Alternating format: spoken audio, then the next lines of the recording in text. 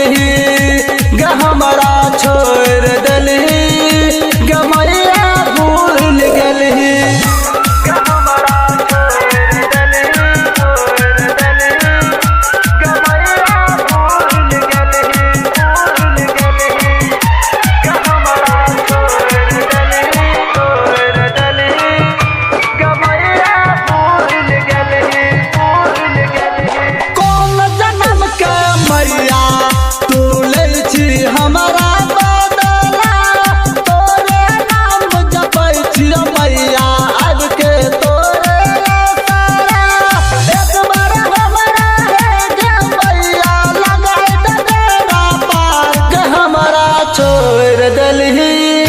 ग पागल के भूल गलही ग हमरा छोड़ दलही ग मैया भूल गलही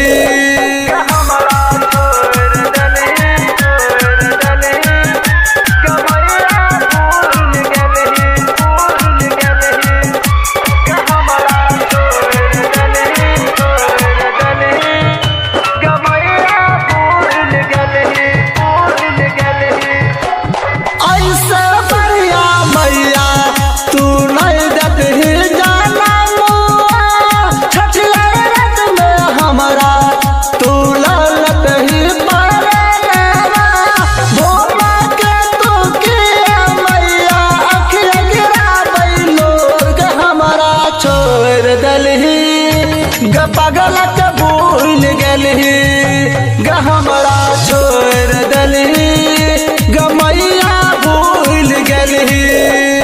मनीष रिकॉर्डिंग स्टूडियो रक्सौल रघुनाथपुर।